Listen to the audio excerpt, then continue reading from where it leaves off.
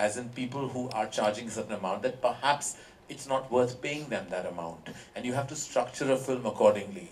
Now, some studios perhaps took some kind of decisions that may have, and we all have, we've all gone wrong as boutique production houses like Dharma Productions or studios. There have been certain, I don't think like, well, I'll tell you, Yash Chopra once told me, films don't fail, budgets do. And it was, of course, a very powerful thought made by a veteran filmmaker. But very honestly, there was virtue and reality in what he said. That if you budget a film and you make sure that, you know, every single... If you have a film that does not warrant a certain price in a certain territory, you must not charge it. That kind of gumption you have to have as a filmmaker. I can proudly say that at Dharma Productions, we make sure that no studio has ever lost money with us. When I was with UTV and Ronnie and we released a film called Kurban that didn't do well, the immediate successor to that was a film called I Hate Love Stories, which actually we gave them at like cost level so that they would make up the loss. Similarly, I've had incidents like that with Fox and with Eros on when we've done 3 films internationally with them. It's very important, and that's something that I've been inherently trained to do by my father, is when you partner with the studio to make sure that it's not just, they're not a funding bank for you, that are just going to steamroll you and you don't do anything for them back in return. So yes, if certain studios are re-strategizing their way, there is reason, because the monies that you get out of just pure Hindi film exposure in terms of distribution is not what you are imagining it to be. Because you are empowered by certain verticals like satellite, but satellite buys certain kinds of films, because what works on Indian television sometimes necessarily does not equal box office success. Sometimes a film that may have failed at the box office rates tremendously on television, and vice versa.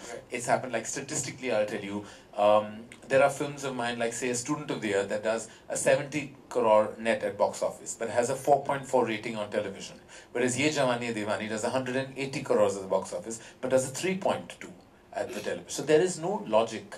Then I've heard of many humongous movies that have not rated that high, and some films that were failures that have rated. So even with music, one doesn't know. So studios like, say, UTV, when they make so much money on a Jungle Book, and then with the film, with the Captain America that releases post that, and then they see their balance sheet of losses on other films, they probably re-strategize, reinvent. But I don't think that for very long they're going to distance themselves. They will be back in the game, I'm sure, but at new modalities, new rules, new regulations, new infrastructure creations. So yes, it's time for analysis. It's time for us to take a step back and see that when we make movies, and I learned, for me, there's never a failure, there's always a lesson. And every time there's been a lesson learned from a failure, I try and engulf that within the process at Dharma and make sure those mistakes aren't made again. It's all about cost efficiency, budget control, and monitor your level of delusion. There's no way that I can start believing that every product of mine is a supreme product and is going to open to thunderous houses. Today, when you get that opening, it is something that is rare. That early morning gush that was a given in the 80s. When you had big movie stars, those films opened, irrespective of its content. Today, you're targeting, you have something called a tracking meter. You know, your Ormax is a research company that tells you your opening day box office prediction. And then you're seeing things like appeal, interest, reach, buzz. All that has become much more like unlocks the indoors, the shows they do, to the entrepreneurship that they have. Be it Shah Rukh Khan, who is also an entrepreneur, you know, he owns a cricket team. He's always been exceptionally business savvy. So, you know, be it to exceptionally, they're all businessmen as well. So they leverage their positions as movie stars and have taken it to various levels, which is intelligent and very forward, progressive moving of them. It's not always, very few actors really have just made a certain amount of wealth as a result of the movies they've done. There are always other avenues of income. So when they're on the Forbes list, it's not just the wealth they have amassed within the movie structure. It's out of it as well. Because what happens is the stardom is much larger than the money in your bank. It's like, you know, naam bada darshan chota. It's literally, people think that we all have enough wealth to put into Swiss banks. It's not true at all. It's a myth. You could be a brand in this country, but not necessarily match the bandwidth of that brand economically at all. You may actually have nothing compared to people who are lesser known. Sure. Because the movies have a tendency of making you seem larger than life. The very intelligent men and women in the business have actually invested well, have actually gone beyond the periphery of their fraternity and gone beyond it. And I think that's why they come into those lists, because the wealth is just not cinema, it's brand plus what they do with it. Right. Right. But given that cinema will always be, at least mainstream cinema will always be star-driven, do you think that at some level the film industry in itself gets beholden by 4 or 5 people? When their movies come out, it's a hit. Otherwise, you just don't know. It's actually, if you ask me, the middle order cinema is what's going to suffer. It's the what you know as indie cinema in the West. It's the tiny, powerful film, the Piku, the Pink, the Nirja, the Kapoor and Sons, the Urta Punjab, the cost to profit ratios, which are actually enormous. Those will be the gems of the year. And then there'll be the big event film, the Bajrangi Bhaijaan, the Sultan, the Rais, the Fan, the Dangal, the bigger movies. It's the middle order that you need to really monitor. Really you have to kind of make sure that those are don't go over the top in terms of budget. Because then everybody has to come on board. Actors have to know if they love a script, you can't go crazy charging that kind of money. And then everything else then, has to peter down along with it. Because the cost of marketing a film at the minimum level is 6 crores. The maximum can go up to 20. Right. But even if yours is a tiny endeavor, you have to spend an X amount of money. Or then you be very creative about it. Like when we were presenting and marketing Lunchbox, it was a challenge because we had little money, but we had to make whatever noise we could, so you become clever. But those are few and far between, and a lot of academia and a lot of thought has to go into marketing a tiny film. Not every film firstly is worthy of a larger audience within that context. Like when I saw Lunchbox at Cannes, I told the UTV guys, I said, this film will make money, but you have to be clever about it. So we came up with, say, a line like, how do you fall in love with someone you never met? You build intrigue. You have to kind of do that. So there is a structure, but not every film warrants that. After that, there were a series of films that came to our table about, let's do this. It's a tiny film, just like Lunchbox. No, there's one Lunchbox. It's not every film that will do the same. There were many other endeavors and Me Too's of that zone, but not all of them struck a chord with an audience. So as I said, going back to your question, it's the smaller film and the small film with high content and the larger film with big movie star, or then maybe big CG appeal, etc. That will make a big mark. The middle order has to be monitored, or else it will result in the closure of many films, many studios, and many careers. But I mean, you know this better than anybody else, of course, in this auditorium, is that at the end of the day, the audience really goes looking at who's the face on the That's poster, day right? one. The whole thing has changed, Mayank, which I think I call it the Saturday phenomenon. Like the good films are the Saturday films, the ones that really get spoken about on Friday. And one thing about our country you have to know, word of mouth travels faster than anything else. Your film is good in the morning, by the afternoon you'll see the spike, by the night you'll see packed halls, the Saturday will be humongous. I've seen that in all films that have been appreciated. So it's no longer, yes, for the certain films, the day one is going to be driven by perhaps those 3 or 5 large movie stars. But let me tell you, your film is good, you see the spike through the day. Like it's what happened recently with the success of Pink. It started at a certain number, it ended at a much higher number, and the next day the growth was phenomenal, and Sunday was like, it was cemented that it was a big success. So, as I said, it's now today become a Saturday. It's all become all about the Saturday. Your Saturday holds strongly, you're home. So it's no longer, I feel, don't go crazy with the film marketing it if you don't feel it has the right chops to get that number on day one, because no matter what you do, you won't get the number. If your film is really strong, show it internally, do your research screenings, show it to 200 people that is this appealing to all TGs of people, make sure you do that before you hit the cinema hall. And then of course, you get an indication if it's a good film, it will definitely go on to do a large number. Unless of course we have restrictions of genre, there is deep dark content also that won't travel.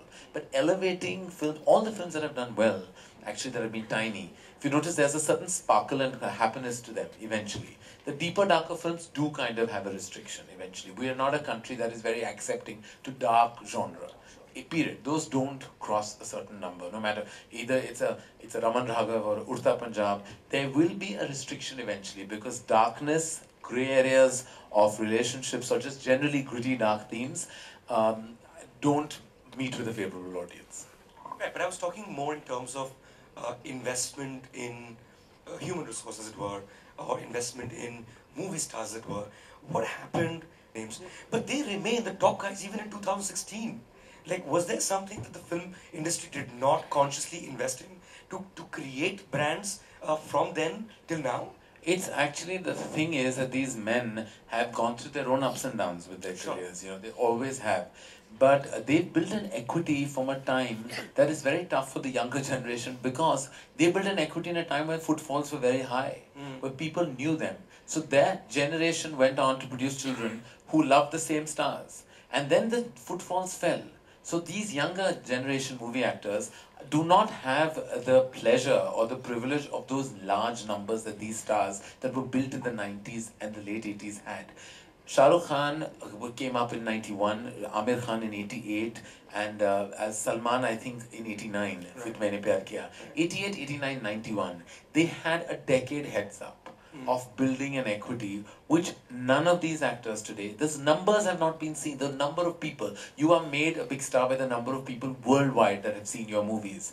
The equity built through the films that Shah Rukh, Amir, Salman and Akshay have done, through these 2 decades, that number, none of these no matter what the hit number But are you saying that that idea of the superstar, as it were, is a 90s thing? It's not possible to rebuild that. I'm not saying anything is impossible, because you can never say never, but Sure. it's going to be very tough for a Ranveer Singh or a Ranbir Kapoor to kind of build the equity. And I'm saying they have the talent, they're amazingly talented actors, but to build that audience base, that exceptionally loyal, faithful, fanatic fans of yours, you need to build those movies that have done those numbers over a period of time. Just like Amitabh Bachchan, who had built his equity from the 70s and 80s, and it was only when these boys came up, who had the same audience numbers, they started dwindling in the multiplex era post 2001.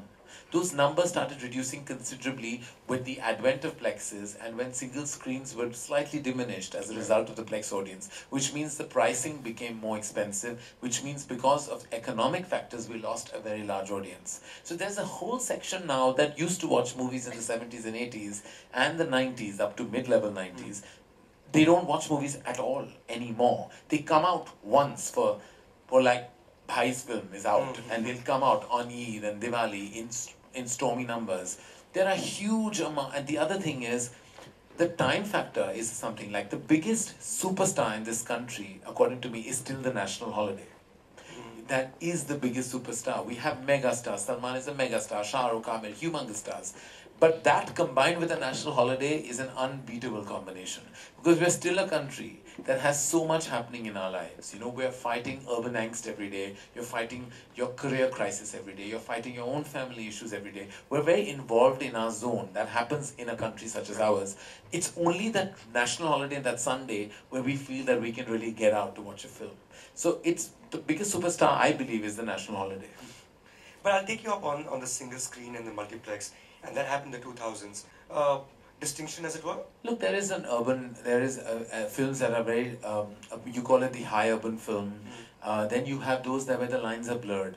Films like, say, that actually do well in both sections. Like, say, a Sultan or a Bajrangi Bhaijaan that have record very high collections. Right, so we would imagine Salman to be a single screen star. But his movies, the last 2 movies have done phenomenal business. And if you see it, you cannot do high numbers till you don't appeal to the multiplex audience. It's not possible. Because that has become the chunk of the pie. It's a 70-30 divide on a very big film. 30 single screen, 70 multiplex. So when that multiplex audience has really lapping up every Salman Khan film, ever since Wanted actually, he's become a rage in both sections. And as is Shah Rukh and as is Amir, carrying the equity forward from what they built in the 80s and 90s.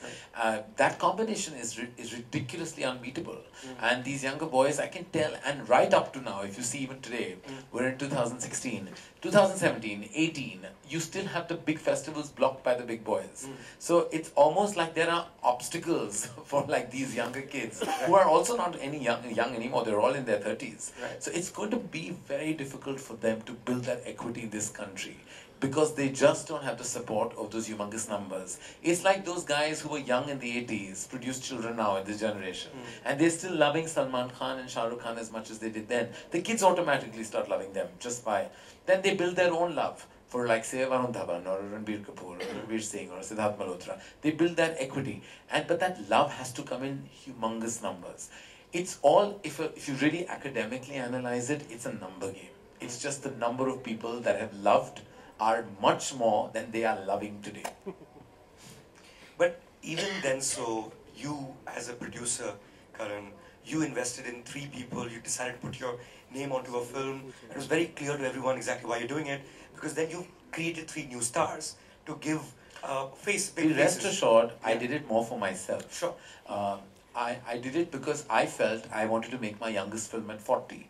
And I knew it was going to be a high school musical that would be like not loved by critics or anyone who knows anything about cinema would think that's pop culture frivolous fun at best perhaps.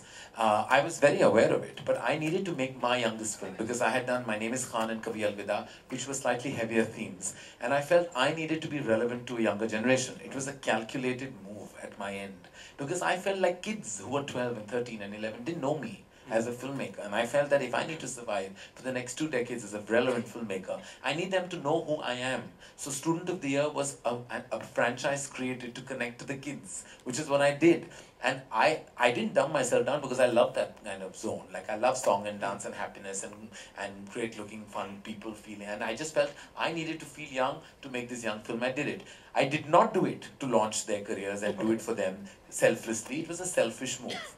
In turn, the 3 of them actually went on to have careers which I'm very proud of, and all of them deserve the places that they have got in cinema. But that was a very structured, strategized move because I felt I'd reached a time that if I made yet another star vehicle, I was going to get into the zone, and that I wasn't going to get out of. Taking a superstar and taking a big release date and you coming along with that is playing safe somewhere, and I think that you need to kind of, for your company, work and focus on different energies. Like to me at Dharma, the ethos is to make all kinds of movies. Of course I would love to do the superstar vehicle film, but if you recently see that I tried to put my infrastructure and resources on movies that are slightly unusual. Sometimes you'll hit the spot, sometimes you won't at all. It's really a hit and miss zone, but I've tried to do it with the younger actors constantly. It's been our endeavor always. Like when we made Wake Up Sid with Ranbir, our next move with him was to mount him on a Ye Jawani Hai Diwani and give him that epic love scale, to kind of make sure that we kind of grow within the realm of the younger generation. I'm a big supporter of wanting these kids to kind of really grow. Right. But you are at some level the old world producer as well, in the sense that you're a creative producer. You put in thought behind things you do. You're also a creative person in terms of whether you're directing the film or not. Right. I mean, you take ownership of the product, as it were. But when we compare someone like you, someone like Aditya Chopra, to say a Disney or a Viacom, which are headed by people from marketing backgrounds, people from perhaps not even Really like running a home or a kitchen in a home as opposed to a 5-star hotel. Really, you'll put in that much more. Everything, you will look at every ingredient that goes into every piece of food that you make. Whereas in a 5-star hotel, you're going to kind of try to make things in bulk and not perhaps be attached to every spice that goes into every dish. So we're pretty much, Adi and me come from that school where none of us actually ever on set when we make a film, we greenlight a script and we stay away. And then we enter the stage when the film, and sometimes I watched a couple of films and at the final stage I'm like, oh my god, this is going to be an epic disaster, there's nothing you can do. We can just say, okay, God bless us and move on. Or there are films that you can fight and do something with it and reshoot, probably re-add. And it's more nurturing, it's much more internal, and that's what we try and do at our end. I think we're more boutique. Of course, Yash Raj is the largest studio and it has an infrastructure and an entire distribution vertical along with it. But I think the ethos of both Adi and mine are the same. We're more hands-on and look at everything. And of course, we leave it be. Like I believe the director should actually be left on his or her own devices eventually. And there are many a time both of us, we exchange notes, we're best friends. We speak to each other and I always ring him up before a release of mine that I think is going to fail. Never a one that's going to succeed. So do you show it to her? No, we don't show each other's either, but we talk to each other. I'm like, yeah, this Friday is going to be awful, it's going to flop. So he was like, why do you say that? I'm like, it's a really bad film, now what to do? So he's like, now what do you do? And then he told me, like, don't watch this film, or don't tell me what you thought of it. Like, we have an honest discussion because that's the one thing that I learned from him, and he learned from his dad, is that none of us are deluded. We know when a film is wrong. But we still made it, right? We have to put it out, and we have like, I've actually sat with the director once, only the director and I know this. We sat, he showed me the final cut of his film, and I said, okay, chalo, listen, this is an epic disaster. You must know this. You're a bright boy. You went wrong. We've all gone wrong. Now we will go out and act. We will go out and tell the marketing team it's great. We'll tell the actors it's amazing. And we'll sell it like it's the best film in the world. But you must know it's not good. And it's going to flop. So he was like, and he with a white face looked at me and said, how can you say that? I'm like, because I can't lie to you. Because then the next time when I like your film, you won't believe me. So that's why it's important. You must know, ये flop होने वाली है. लेकिन अभी हमें बहुत बुरी flop हुई. लेकिन उसका वो कभी देखो flop picture को पहचानना बहुत आसान हो जाता है. It's the hit ones that are tough to tell because you never know. You know, the ones I'm always nervous about, I'm always very calm on the morning of a flop film because I know. You know, it's the hit ones that I pop pills for because you have an expectation within. You know, the flop ones you just know. I'm an audience. I've been watching films in a cinema hall in packed single screen since I was 4 years old. I'm a full filmy bacha like them. You cannot be more filmy than me. I've clapped, I've cried. I'm that popcorn eating wala audience that, you know, that cries in cinema halls and claps in a moment. Like, I become like that. So when I watch a flop film, I know it, dude. I just know it. It's not a run. No, I don't care what you think of it. I know it already. Like, you know, whatever. And of course, I read it's the ones you get attached to that you really feel can do that extra mile. Those are the ones you know. See, that kind of sense, only some of us producers who've been in the thick of Hindi films have. Adi has it, I have it. We know when we messed up. Sometimes you'll go, like, very rarely, you'll go wrong with your instinct. Like, you know, like I got very attached to say, wrongly so perhaps it was not a film that connected. Like, say a film like Kurban, when I watched, I had liked it aesthetically. I liked the film. So when it bombed, it was a bit of a surprise for me. You know, sometimes once in your whole career, you'll go through that zone where a film that you did not get, that you got attached to and it didn't work. Those are moments of great disappointment. Now, what happens in the studio system is that people who are more or less come in are not Hindi cinema or Indian cinema lovers like we have. We've grown up. I've grown up watching every kind of feature film you can think of. You know, I've gone to those trial shows as a child, and, you know, I was one of those kids that when the censor certificate said 23 reels, I used to get excited. You know, that number, and it was 15, it was like, hi, kitni choti picture kyun hai? You know, it was like, not like today where we are like, 3 hours, who's going to watch 3 hours? Like, it's not like that. It used to be exciting when it was a long film, you know, and when there was a censor cut, there used to be a triangle, and used to be like, oh, I wonder what got cut. Like, you know, we were those, and if there was an adult with that big circle around it, you definitely wanted to see that film. So I grew up in that era, so there's no way that we don't have an understanding. So go back to the basic point of our chat, is that some of us are just in a beautiful way, old school, old world film trained, and with modern sensibilities. We are actually in a really great place to run movie studios. But unfortunately, we need the funding because we are all like, you know, we're all like, we have like either created wealth or inherited wealth, and our wealth is just enough for us to keep putting it back into the movies. Like, I don't have the kind of infrastructure or monies to take multiple risks. So if someone comes that, are you willing to make a film that we don't know what's going to run? I said, no, I don't want to make this film. I don't want to know. I want to make a film that I believe can make money. I'm not here to take those chances and risks. I can't afford it. Not for my company, not for anything. Right. So, like, mortgages his house, puts in everything he's got into a film, then the movie bombs, then he's on the street. That was like my dad. He was that man. I used to wake up in the morning on a film release. He gave 6 failures in a row. And it was like always I saw him in his white kurta and his lungi with his head on his hand and like Monday ko drop away picture. And I'm like, you know, Ajay, what to do? And the CPCI ka distributor ka phone aata tha, and we knew it was like tension ka mamla because we knew the film was not going to run for whatever reason. My mother and I were always more in tune. And I've seen that happen, that old school world of filmmaking. As charming as it was very heartbreaking because, you know, those were also tough days where we've actually literally, I mean, I know for a fact, like my dad has actually had to sell a piece of property of his to make up for the losses of a film. It's happened in front of my eyes. Those were financer days where you paid interest, you got finance, private finance, put it, and everything was riding on that, where you dealt with not managers but star secretaries, and everyone spoke Punjabi. It was the industry language in the 80s. Like, for some reason, I thought that there was no other community who made movies because my father only spoke to people in Punjabi. Actors spoke Punjabi, distributors spoke Punjabi, and, you know, and those Punjabi distributors used to say funny things, you know, on the phone. So it was like, I still remember, I thought Kuch Kuch Hota Hai was like a big hit. And I got a call, the Bihar distributor called, and I was preening like a peacock in those days because I thought I had made this big ball. And on the phone, the Bihar distributor told me, "अरे क्या picture बना दी, average गई हमारी territory में." So I was like, क्या मतलब super hit नहीं, नहीं दूल्हे राजा बहुत बड़ी hit है यहाँ, कुछ होता average गई.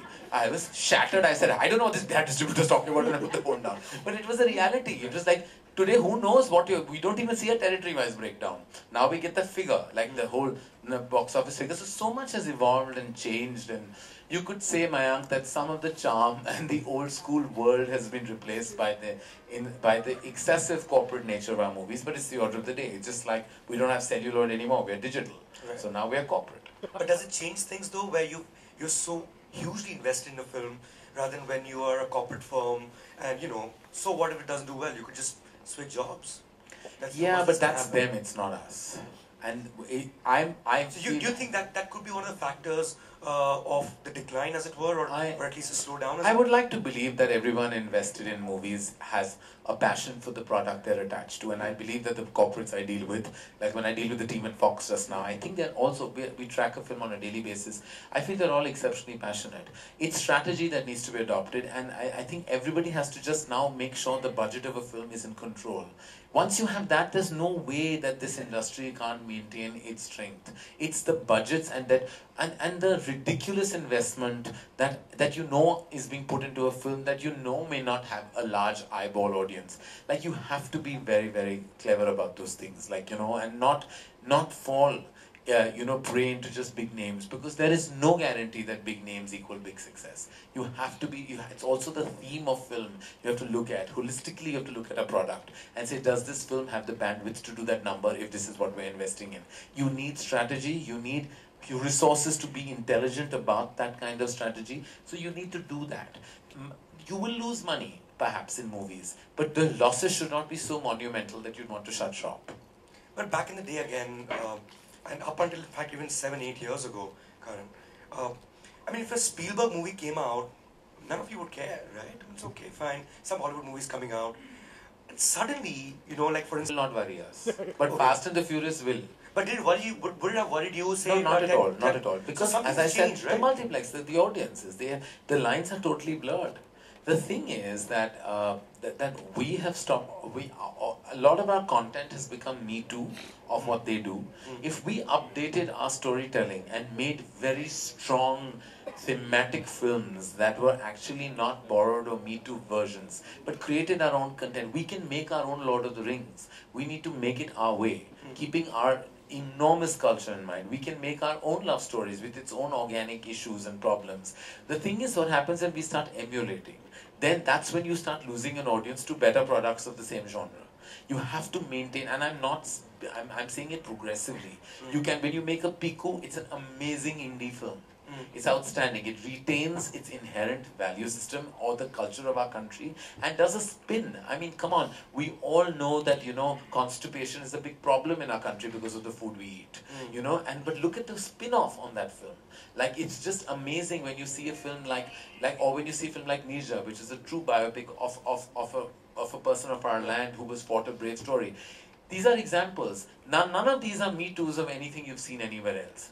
Nija was no Erin Brockovich. It maintained its identity. And for certainly, Piku was not like Little Miss Sunshine or anything else. It maintained its own individuality. That's what we need to do, is retain our individuality, not sell our content or emulate our content with anything else. And we will always create our own work. It's the problems happen in movies is recently if our action films are all seeming like they're like poorer versions of things that are seen. So obviously an audience will run to see Fast and the Furious because they don't want to see something that is a substandard version of the very same thing in our land. So that has to be maintained. You have to maintain your individuality.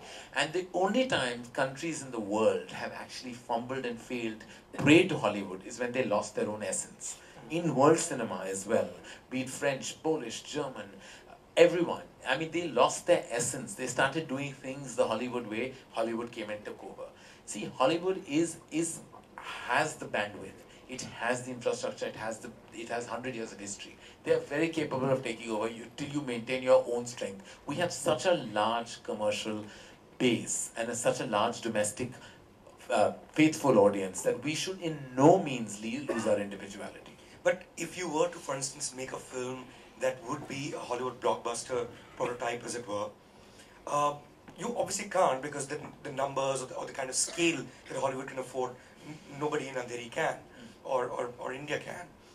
Now it's the same. So clearly, That's is that what, what happened? that's what we have to like. They will invest if they realize our cinema. If you notice the biggest hits of Hindi cinema that have all the supposed 300 crore club, RPK, Sultan, Bajrangi Bhaijaan. None of these films. They're all emotional stories. None of them are high on CG. None of them have got flying people. None of them are firefighting and the world is coming to an end and there's one team of Avengers who are avenging.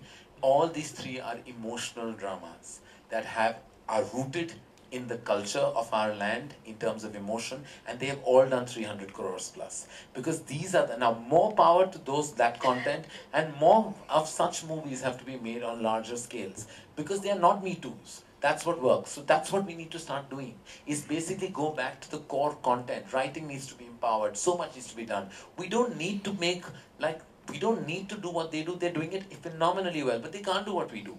Nobody can do drama and emotion the way we do it. I've seen the reaction of our films even in the Western world when I've been to Cannes or to Berlin.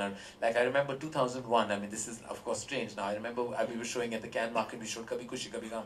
And they've never stopped a film midway because they don't know the concept of an interval. But we stopped and everybody started clapping at interval and walked out sad. And they said that, oh my God, what a dark film. How Bollywood film has just ended so sad. And this is so tragic that he's been banished from the house and the film has ended and so dark. So I was like, no, there's a whole 1.5 hours left. The second brother has to go back now and there are going to be 4 more songs. And they looked at, and the German lady looked at me aghast and she said, what will I do about dinner? I said, when you watch a Bollywood film, you don't eat dinner. So I was like this, and so I was just like, It's a huge hit in Germany, by the way. It is. Huge. And at the end of that film, I'm not lying to you, I felt I was at a funeral and someone deep that they all loved was dead. I think they were so exhausted because they had not cried so much in their entire life.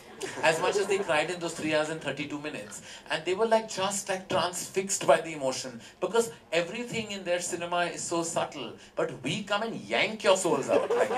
We beg you to cry. As filmmakers, we make you fall, we make you reach such a point that you're weeping and we are still at it. Because that's the way we are as filmmakers. We don't let you go so fast. It's the way it is with cinema, in India. And what we do, they can't do. They don't know how to do it. The way we make people cry, no one can. It's just the way. So if you retain your soul, you maintain your entire, and we will always maintain. We have an interval. When Sid Field, and God bless his soul, came and gave a master class on screenplay. I wanted to meet him and ask him one question. I'm like, sir, how do you write this how do you write 3 acts with an interval? Do you know it's the biggest problem? We keep on going on, our writing, but ladies and gentlemen, we have an interval. We peak twice in movies. We have to, because you go like that, interval. Then you have to come back and start your story. Who does that anywhere else in the world? We are never given credit that when you write a great film in Hindi or Indian cinema, you must understand it is a piece of genius if you get it right. Because no writer in the world has to deal with what we have to deal with. We have to deal with an interval. People stop the movie, go out, talk on the phone to each other, eat, and come back, and then you have to absorb their attention all over again. How is it possible? All of you, as a bunch of critics, have to account for the fact that when you have an interval, we are the only land that talks about film in 2 halves. We are first half achhi thi, second half nahi thi, second half achhi thi, first half nahi thi. In the world they don't get this. I want to tell you, go out to the world, they're like, what do you mean the first half is not good and the second half is good? Is the film good or not? I'm like, no, but हमारे यहाँ होता है. Interval के बाद क्या चली picture? और interval के बाद flop हो गई, एकदम गिर गई picture. But you've liked 1.5 hours, but you've not liked the last 1 hour, so you hated the movie. But what about the first 1.5 hours that you liked? But that's the problem, is the interval. So no screenplay lesson in the world. No, when people go abroad to learn, I tell them, go for fun, go to LA and have your fun and come back. Don't waste your time, because when you come back here, यहाँ जीना यहाँ मरना यहाँ. इसके सिवा जाना कहाँ? Because you will only, I can tell you what the power of an interval is. Like my father used to tell me when I was young, interval के बाद बफर सीन रखो. I said बफर सीन का क्या मतलब होता है? वो जब पॉपकॉर्न खाते हैं ना, तो पहला सीन ऐसा होना, फ्लैट होना चाहिए, कोई ज्यादा इन्फॉर्मेशन नहीं देना चाहिए इंटरवल के बाद. Now how to write these things? How do you account for a buffer scene? What is a buffer scene? How do I explain to you as a mainstream critic that I wrote a buffer scene because you were eating popcorn? It's not my fault. So these were the old school kind of theories, and I think that we are a unique country because we stop our narrative and start it again.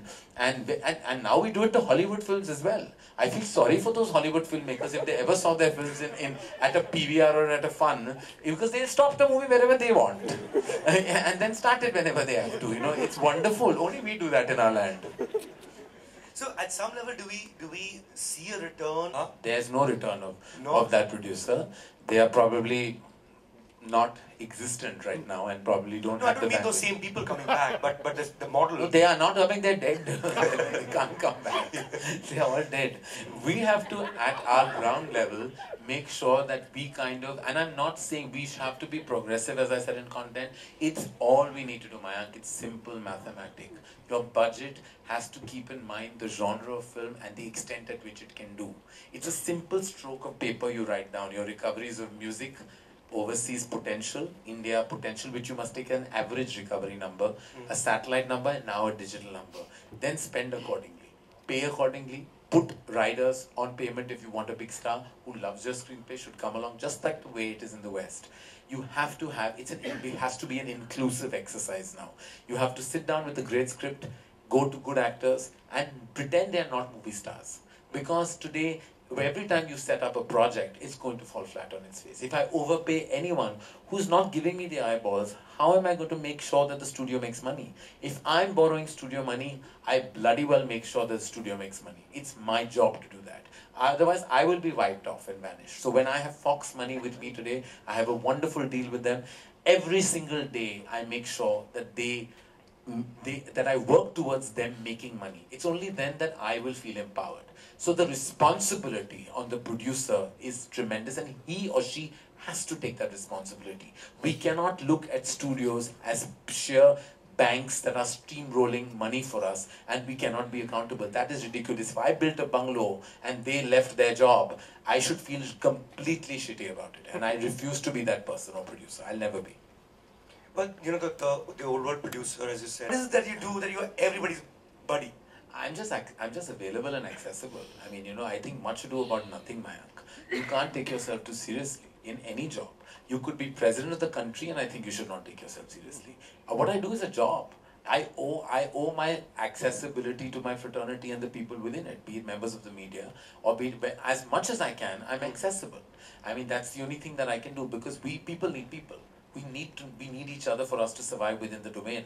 And it's difficult for you, if you alienate yourself and put yourself up on a pedestal and no one can reach you, from that pedestal all you will do is fall. You know, there is no way. So accessibility, affability, and amiability. These are the 3 A's I live by, and that's the only mantra I have. So that's the opening chapter of your book. Okay. Well, I don't know. And none of them could be friends of mine, by the way.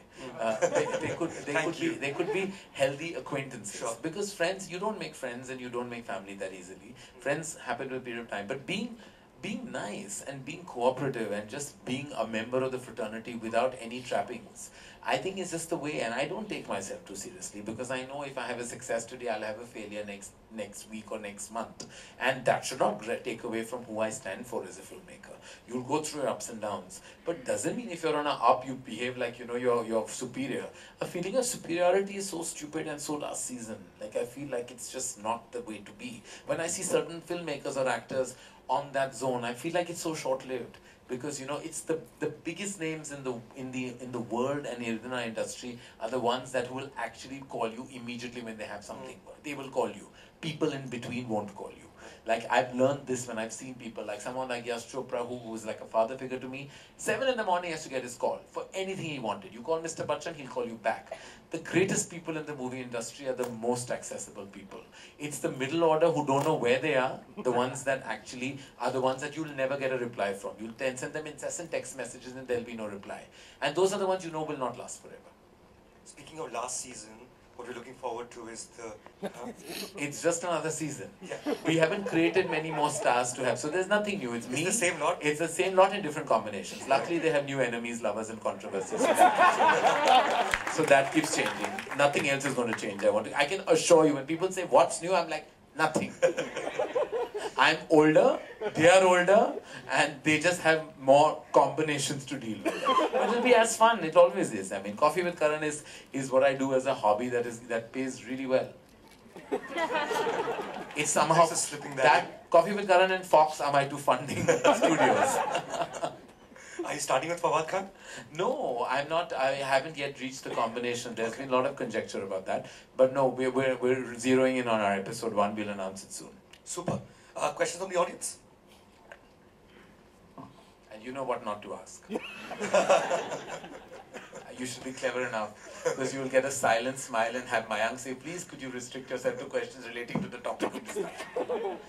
Am I right, Mayank? Yeah, correct. Totally. While he sips his coffee. Hi Karan, I am Major Muhammad Ali Shah. Yeah. Sorry. Yeah. Hi. I would rate you as one of the supreme filmmakers in the country.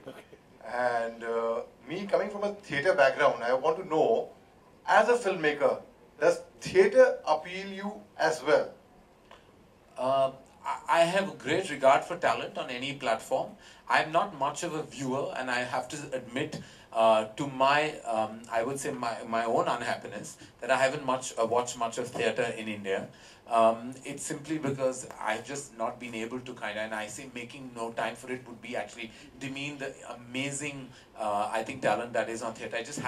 I haven't had friends around me who've actually encouraged me to go and see theatre. I've heard a lot, and I know there are people who are fantastic and do amazing work on theatre. But yes, actors from theatre, I've definitely engaged with and worked with, and I would love to. And I think it's the age of talent that comes from all possible verticals in the entertainment zone. But to answer your question, I haven't seen much of theatre in India. I'll invite you for my play, Karan. Thank you. I don't know what you look like because this light is right on your face. Major Shah, incidentally, Karan is Nasir's nephew. He was there at the session yesterday. Oh, okay. Oh, well, he's a theatre veteran and amazing and makes great copy for anyone who interviews him. Thanks, Karan.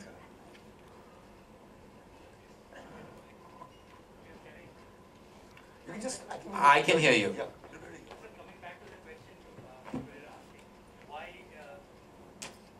Among the current crop of actors, you asked कि इतना मुश्किल क्यों है, and you said it's literally impossible to cross the Khans or yesterday Kapoors or whatever in the popularity. तो आपने बोला कि जो ये बहुत मुश्किल होगा क्योंकि they already had their base from the footfalls. Now, do you also think one reason can you attribute this to this fact that the gap between the celebrity and the common man is also getting bridged? You know, जब हम लोग बड़े थे, like when I was watching your movie कुछ कुछ होता है in a very small town in Bihar, so I used to like it. मुझे बहुत अच्छा लगा था, मैं छोटा था तो. लेकिन अभी मैं अपनी भांजी को फिल्म दिखा रहा था, उसे पसंद नहीं है. तो अब लोगों को ये समझ में आ रहा है कि ये प्यार मोहब्बत ये सब फिल्मी चीजें हैं और रियल लाइफ में ऐसा होता नहीं है. हमारे टाइम में ऐसा लगता था, हाँ ऐसा ही होता है, लड़की को 2 बार ये किया तो हाँ ये, जबकि अभी ऐसा होता नहीं, होना नहीं चाहिए. बड़ी कठोर दिल है तुम्हारी. तो ये मैं कहना चाहूँगा. और मेरे दिल को ये छू गई है बात कि आपकी भांजी को मेरी पहली फिल्म पसंद नहीं आई. इस बात का बहुत रोना होगा मुझे. रात को मैं फूट के रोने वाला हूँ कि आपकी भांजी को मेरी फिल्म पसंद नहीं आई. देखिए, खैर, आपका कहना मैं मानता हूँ कि वो फिल्मों का जो सुर था और जो टोनैलिटी था उस जमाने में, वो एक इनोसेंस थी उस फिल्म में. जब हम कहते थे उस फिल्म में कि प्यार दोस्ती है, लव इज फ्रेंडशिप, वो थीम को मैंने आज भी मैंने फिल्म बनाई है, लेकिन अपडेट किया उसकी टोनैलिटी को, सिंटैक्स को, ताकि आपकी भांजी को पसंद आ जाए. तो क्योंकि अब आपकी भांजी मेरी बैरोमीटर बन चुकी है. तो लेकिन वो एक ऑर्गेनिक इनोसेंस था उस फिल्म में, जो जब मैं भी 24 साल का था जब मैं वो फिल्म मैंने लिखी, और मैं इंस्पायर था राज कपूर से, यश चोपड़ा से, और वो फिल्में, वो खैर दैट इज वन टॉपिक. तो वो एक इनोसेंस थी उस जमाने में, जो आज मैं वही फिल्म नहीं लिख सकता. जब मैं खुद कुछ होता है देखता हूँ, and I was joking earlier, but when I see कुछ होता है today और कभी खुशी कभी गम, I myself wonder कि मैंने ये क्यों लिखा, कैसे लिखा, कहाँ से ख्याल मेरे जहन में आए. क्योंकि एक्चुअली कुछ होता है बहुत ही अनयूजुअली सिली थीम है, क्योंकि पता नहीं उस 8 चिट्ठियों में वो माँ ने क्या लिखा था. 4 साल का बच्चा क्या पढ़ता है वो इतनी कन्विक्शन के साथ कि 8 चिट्ठियां माँ ने छोड़ी है, पर क्या लिखा होगा पहली चिट्ठी में, दूसरी चिट्ठी में, कि वो बच्चा सुन सके या पढ़ सके. वो लॉजिक. अब वो कहता है मैं जिंदगी में प्यार एक ही बार होता है, शादी एक ही बार होती है. खुद उसने 2 बार प्यार किया है, शादी 2 बार की है. सारा गलत था, लेकिन इतनी कन्विक्शन के साथ लिखी थी कि it made all sense. Today हम लॉजिक के बारे में सोचेंगे. आज तक मुझे किसी ने पूछे कहा शाहरुख खान का प्रोफेशन क्या था, कुछ होता है. I have no idea. Somebody asked me somebody asked me कि क्या है? I said I don't know. Business था. क्या business? इतना business था कि उसने इतना वक्त मिल गया कि वो समर कैंप में 1 महीना जाके बैठ गया कि कौन सा वो एम्पायर रन कर रहा था. It was quite silly. Like Shabana ji called me. कुछ होता है कि स्क्रीनिंग उन्होंने कहीं देखी थी बर्मिंघम में. आपकी भांजी की तरह she also had problems. So she called me and she said कि भाई ये क्या हुआ? खूबसूरत नहीं थी तो प्यार नहीं हुआ. खूबसूरत हो गई, साड़ी पहनने लगी, बाल बड़े हो गए और इश्क हो गया उसे. क्या कहना चाहोगे? I said sorry. I said I don't know, you are right. I don't know, but I have no justification. I'm just sorry because that's what it is. और अगर आप कभी खुशी कभी गम देखोगे तो the format of कभी खुशी कभी गम is the exact same format of कुछ कुछ होता है. जहाँ से शुरू होता है flashback में interval point कहाँ बैठ जाता है और फिर Hrithik Roshan is the Sana baby Sana of कुछ कुछ होता है. वो जाके अपना family. It's the same screenplay. Which I actually realized much later. That time I thought I was making epic Ramayana of family film. But actually it's the same story of kuch kuch hota hai. It's the same thing. But as I'm trying to say, the innocence is dead today. वहाँ एक innocence था और वो film stars की एक अपनी appeal थी. आज क्या हो गया कि ट्विटर पे सब जानते हैं कि लोग क्या कर रहे हैं. तो जैसे कि आपकी अब यंगर जनरेशन की बात कर रहे हैं, the whole mystique and magic of movie stardom is dead. Pink वेला पे आ चुके हैं, एयरपोर्ट के बाहर निकल रहे, ये और ने आप देख रहे हो, कपड़े क्या पहन रहे, कहाँ जा रहे हैं, किससे बातें कर रहे हैं, the paparazzi is all over the place. Where is the mystery? You wanted to know कि उस जमाने में. You think social media has killed a superstar also? Of course, it's killed the longevity of it. Superstars will always exist. There will always be celebrities and stars. But like वो जो आपकी चाह है to find out एक star के बारे में, जो आप शायद जब आप बड़े हो रहे थे, जब आप बच्चे थे और आपने पिक्चरें देखी, मेरी तरह एक मिस्टीक होता था. मैं खुद फिल्म इंडस्ट्री का हिस्सा था, लेकिन जब अमिताभ बच्चन से मेरी मुलाकात होती थी तो मेरे my knees used to start shaking. You know, because I used to feel कि my God, you know, Amitabh Bachchan आया है मेरे सामने में और मैं उनके पैर छूता हूँ with respect, I still do it. But there was a mystery. आजकल के बच्चे उनको लगता है कि उनके आंगन में ये स्टार्स खेल रहे हैं. क्योंकि वाकई वो हर जगह घूमो, टेलीविजन पे हो, सोशल मीडिया पे हो, ट्विटर पे हो, फेसबुक पे हो, हर जगह आते थे popping up, you know, all over the place. They've become pop-ups now. They've stopped being stars. Thank you. Next question. Yeah. Hi, Karan. Hi. So my question is with regards to the upcoming short films and web series, and as a product, how you see them? Like whole. I think we still have to get our digital act together. I think there's a lot of talk about like this. Everything suddenly that is not being made into a film, people think that should be made into a series. Correct. That doesn't mean anything. You should actually structure. It has to be a structured format and a platform that you actually empower. So right now we are still, I think, very nascent. We're dabbling all over the place. Everyone's talking. Everyone's web series bana rahe, go digital, go short. It doesn't mean anything right now. It'll find its feet, but in a while. You know, it's right now, I think it's too nascent a stage, and I think that it needs a lot of larger forces to make stronger content for it to really be an empowered platform. So are you venturing into it, like you said, that you would like to take risk and not play safe? Well, I would like to. It's definitely on the avenue at Dharma Productions, but not right now. We are still like trying to make sure that we make our movies right. All the best. Thank you. Hi Karan. Hi. I'm big fan of yours. Thank you. मैंने आपकी movie कुछ कुछ होता है कई बार देखी है और उसी का मैं म्यूजिक प्ले करना चाहता हूँ माउथ ऑर्गन से. हैं? कहना है क्या करना चाहते कपिल हैं? शर्मा माउथ ऑर्गन से. क्या आप गाना चाहते हैं? नहीं गाना नहीं चाहता, माउथ ऑर्गन से प्ले. ओह अच्छा हाँ, सुनाइए. आप रिकॉर्ड कीजिए, अपने भांजी को सुनाइए.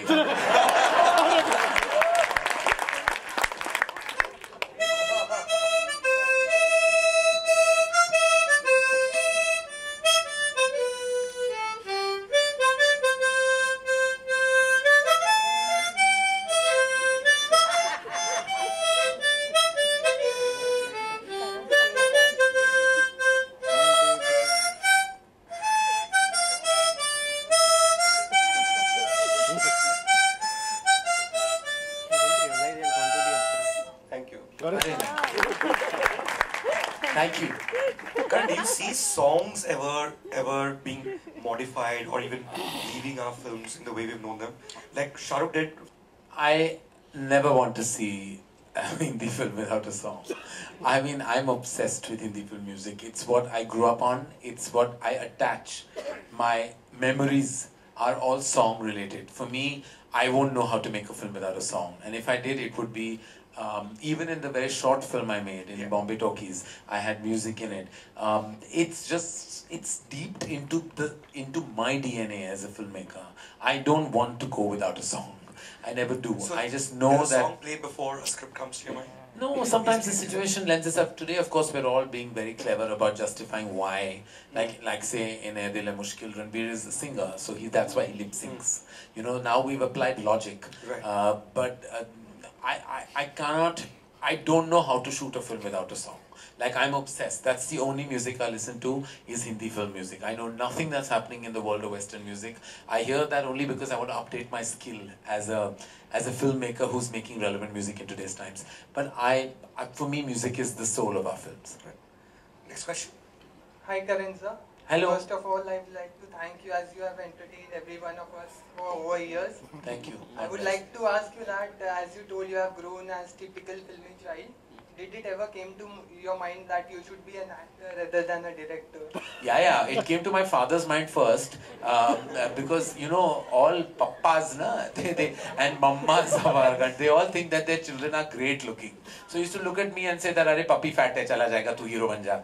I was the only one who was more intelligent than that, and I knew that there was no part of me that should have been in front of the camera. Of course, as a movie star in our country, not at all. So yeah, there were those aspirations that were kind of trained. My father was a lovely man and loved me immensely, and according to him, I was the best looking person on planet Earth.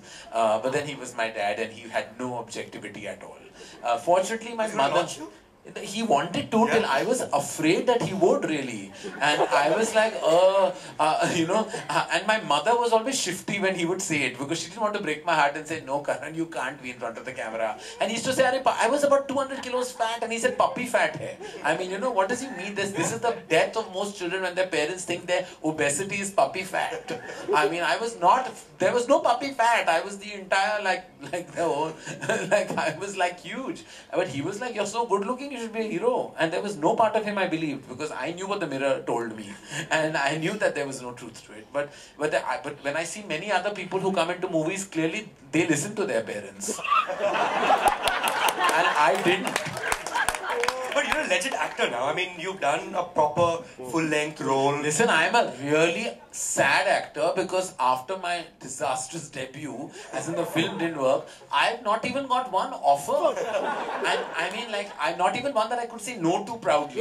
You know, not even a bad offer came to me. I was like really shattered. I thought I did a halfway decent job in that film, and I was like, and I even read all my reviews. I got very well reviewed, and no one has come to me with even a bad role in a film. I'm really upset about that. I really want to refuse an acting role. Thank you. Good evening, sir. Good evening. Hello, sir. Here. Hanji. Sir, I want to ask, like Coffee with Karan is running over the years, like Mayank said. So, from आज से 7 साल पहले you hosted a show Neutrogenia lift करा दे for a social cause. So आगे भी आप इस तरह के कुछ shows करना चाहेंगे? काम लेके आए। हाँ?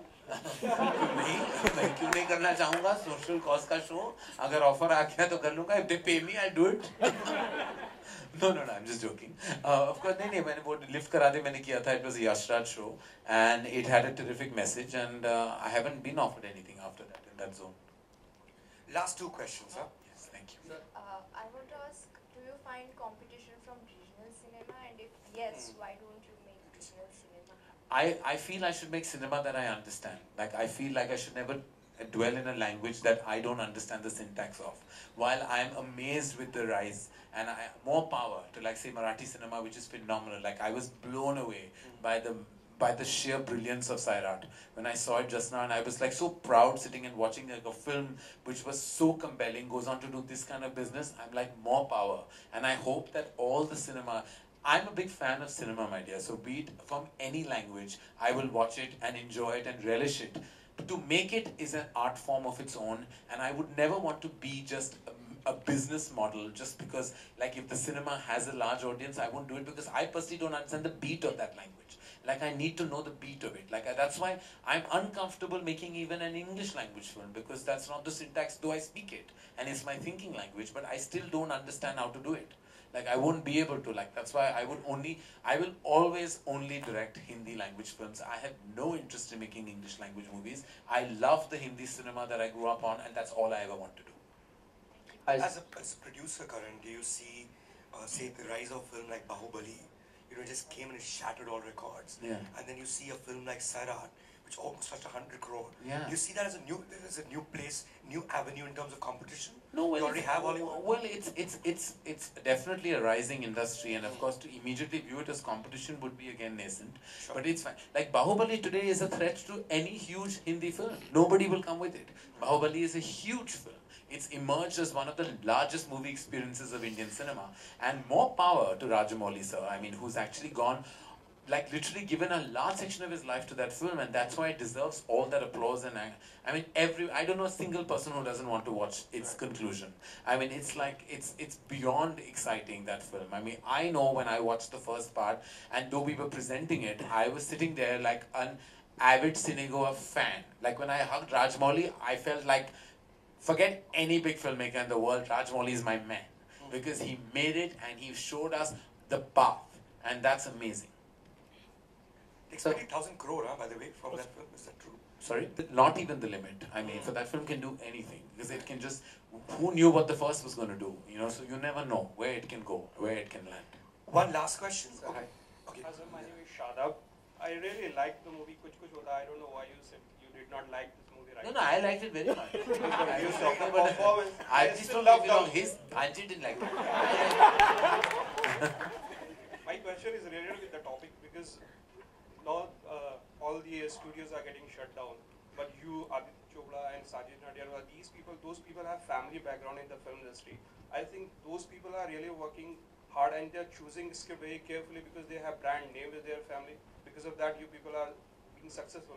But if I'll see the studios, they are normally just doing their job because they have to work, they have to choose. That's an answer. What's the question? The question is because those people are shutting down because they are not putting hard in the script, and you people are putting hard. I think we're being unfair to the studios. I think everybody works really hard. Some calculations go wrong, some budgets, as we discussed. Actually, it's a summation. Your question is a summation of what we've been discussing for the last hour. And I really think focus on writing, budgeting right is the way forward. And I think it's unfair, actually, to blame the studios or the human resources employed by the studios, because sometimes I think just certain calculations have gone wrong and resulted in certain There's also a bunch changes. of takedown pieces doing the rounds on the internet. The other, like, it's amounting to conjecture and conspiracy theory. I mean, at the end of the day, nobody knows any true facts. It's very easy to write an article, you know, but it has to come from, like, down, especially. Yeah, so, I mean, it's very easy to have an analysis then. I mean, you know, it's all you need to do is your desktop and your thoughts. But, you know, how much do you know? What is the real true fact? What are the reasons why studios take decisions? Those are things that only the internal workings of that studio will be able to tell you. And I don't think none of us are in a place to answer those questions. Right. One last question. Sir, yeah, person there. What's it? Sir? Thank you. Hi, Karan. Hi. I'm a very big fan of Colors Infinity as well. So I watched that a lot, Shark Tank and etc. Right. Yeah. So I want to ask you a question. As a filmmaker, you told us that Shah Rukh, Salman, etc.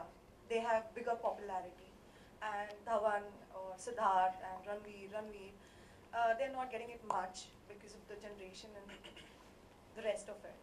So I am a lawyer, but I want to get into acting. So I want to ask you a very selfish question, because all this discussion has really worried me.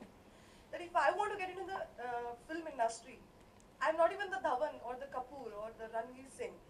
Would you actually suggest me that Neha just go back to the Bombay High Court and practice? No, I would say that if you are a good actor and you find the right platform where you get noticed. Of the four names you mentioned, Ranveer Singh and Siddharth Malhotra are not from the movies. You know, there's so many actors. The biggest movie stars in this country are not from movie industry families. Be it Mr. Amitabh Bachchan or Shah Rukh Khan. I'm down to so many actors, be it from Priyanka Chopra to so many amazing Almost all talents. actresses, They're not from the movie industry. They've made their mark. They've had, of course, there's always a combination of sincerity, talent, and destiny, which no one can be accountable for.